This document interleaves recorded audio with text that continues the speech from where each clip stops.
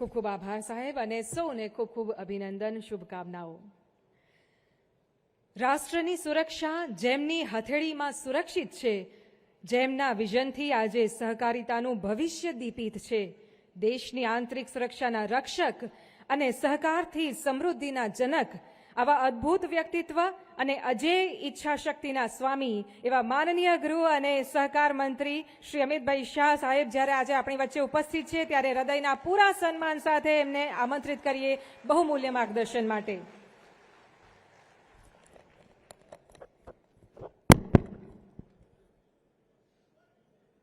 મારી સાથે પ્રચંડ અવાજથી જરા ભારત માતાનો જયકારો લગાવીશું।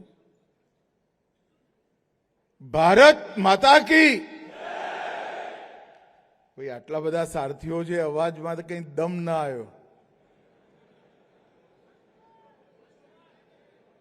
आવું ना चाले, जरा जोरथी प्रचंड अवाजथी भारत मातानो जयकारो लगाईए।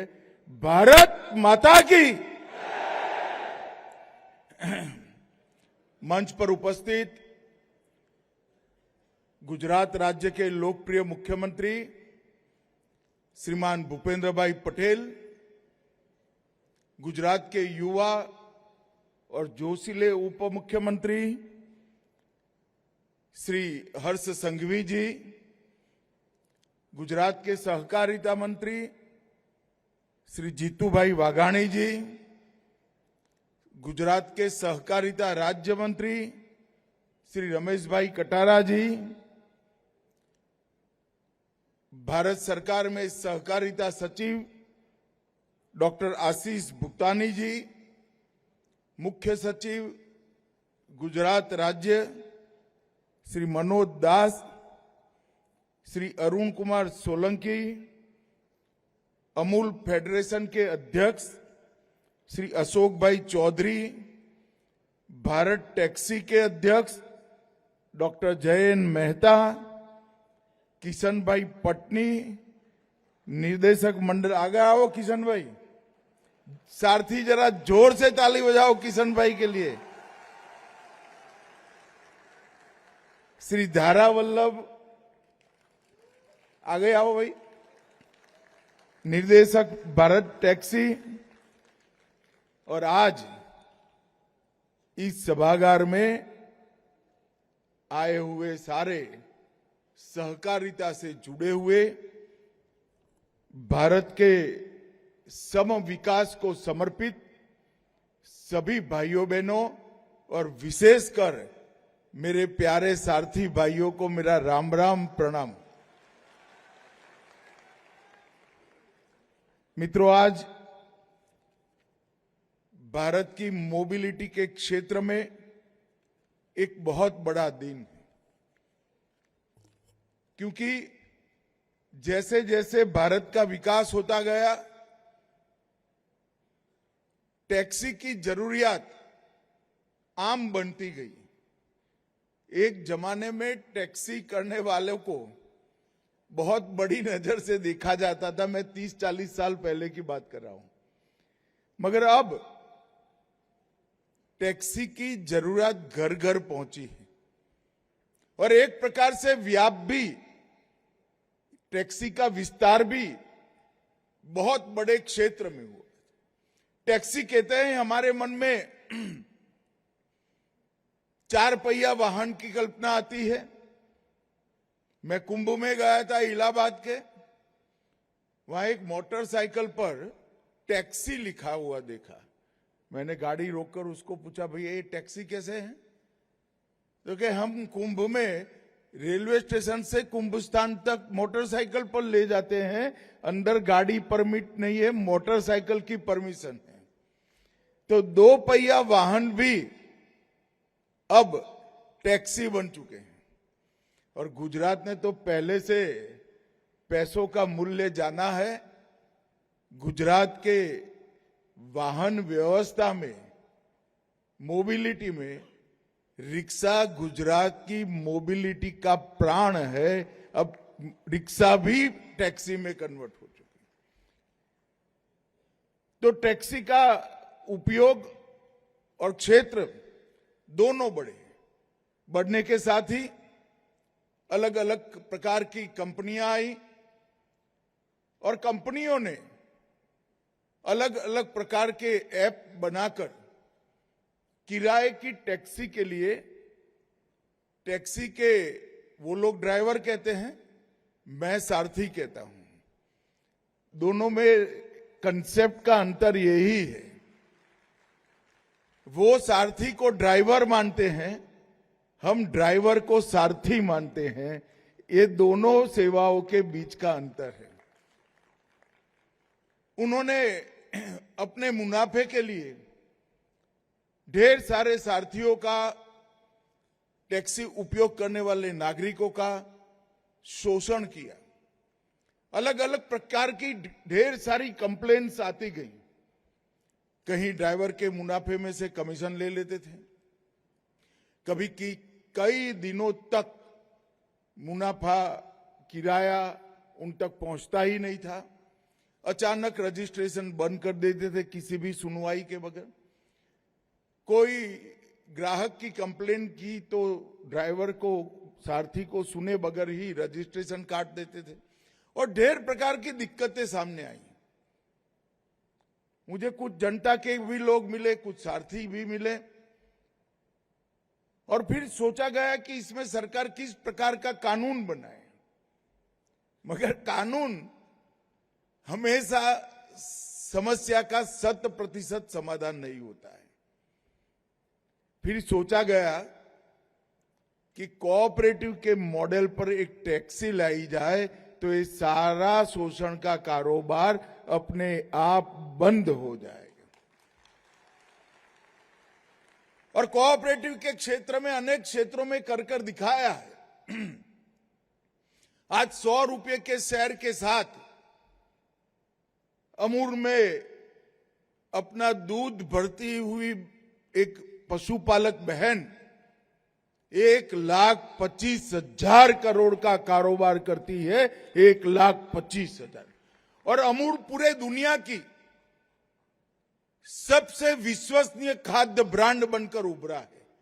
कोई सोच नहीं सकता कि कोऑपरेटिव क्षेत्र में इतनी बड़ी ताकत, 1,25,000 करोड़ रुपए का टर्नओवर, कोई कोऑपरेटिव संस्था कोई भी घपले, घोटाले, भ्रष्टाचार के बगैर कर ले और 1,25,000 करोड़ का मुनाफा सीधा वो पशुपालक बहन के बैंक अकाउंट में हर सप्ताह चला जाता है। ये मॉडल जो है, इस मॉडल ने दूध के व्यापार में ढेर सारे शोषण को अपने आप समाप्त कर दिया।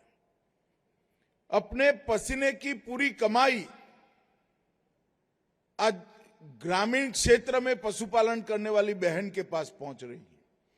उसी मॉडल को खाद्य के क्षेत्र में भी भारत ने अपनाया।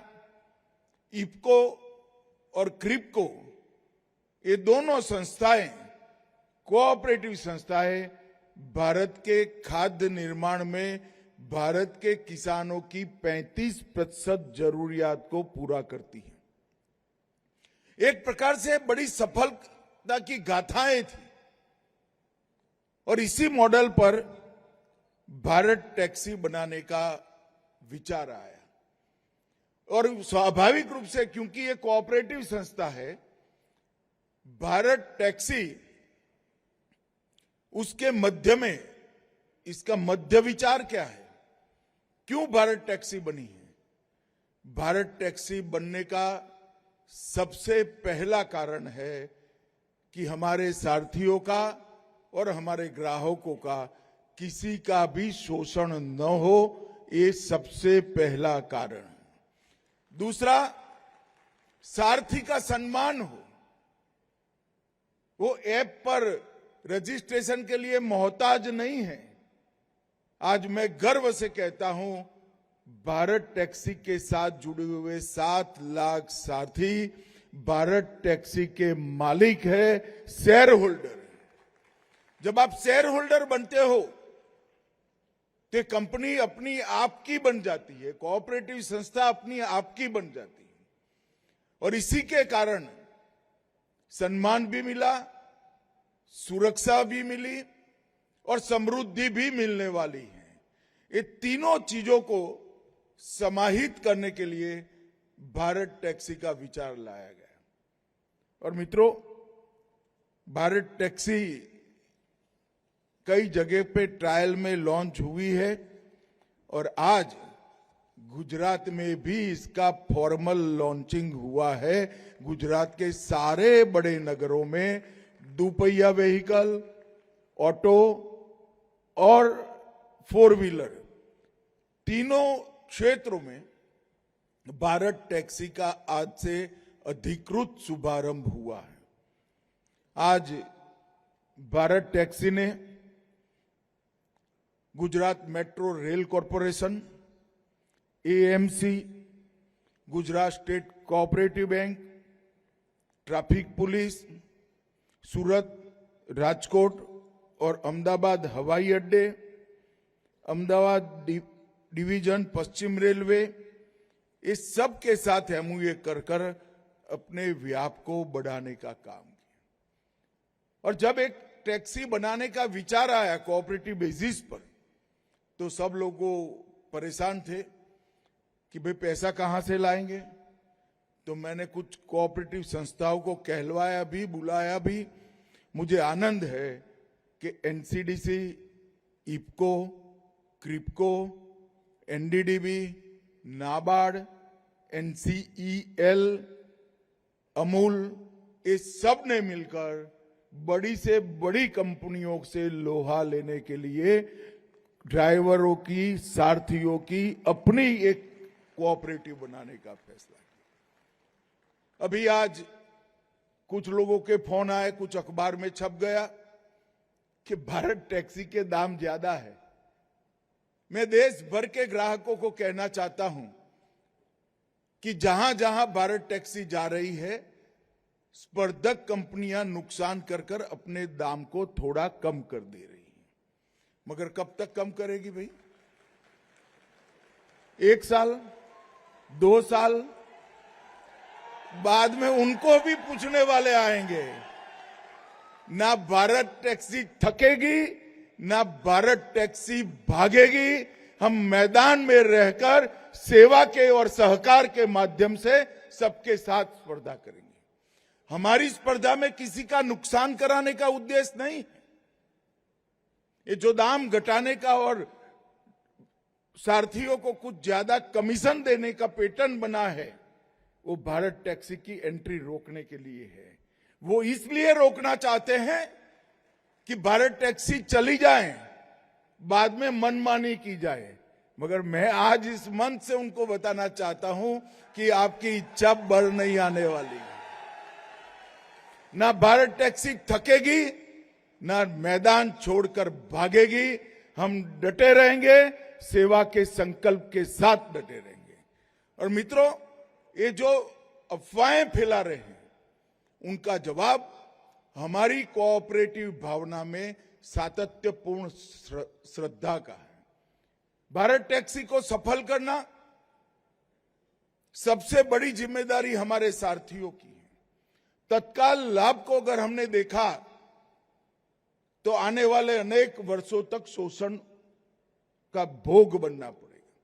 बन चुके हैं आप।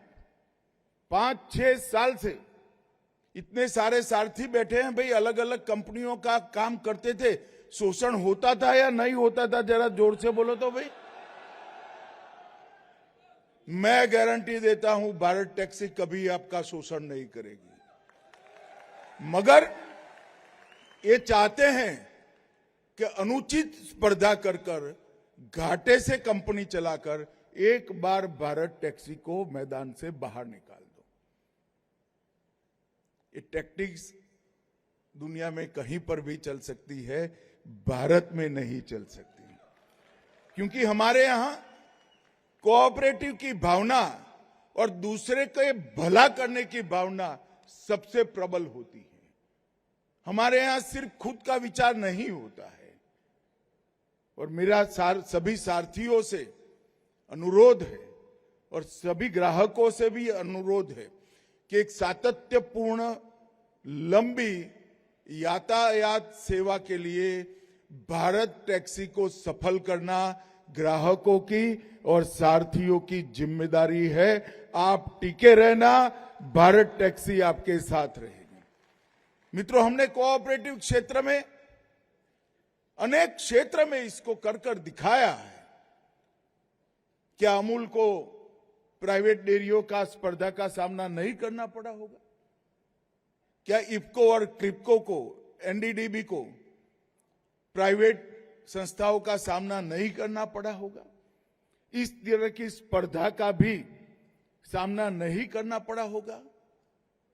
अगर स्पर्धा जो अनुचित कर रहे हैं, घाटा कर व्यापार कर रहे हैं, 31/3 को इनकी बैलेंस शीट भी सभी लोग देखेंगे, सब लोग देखेंगे और मालूम भी पड़ेगा वैल्यूएशन करने के लिए जो करने जा रहे हैं, इसके कारण ही वैल्यूएशन कम हो जाए।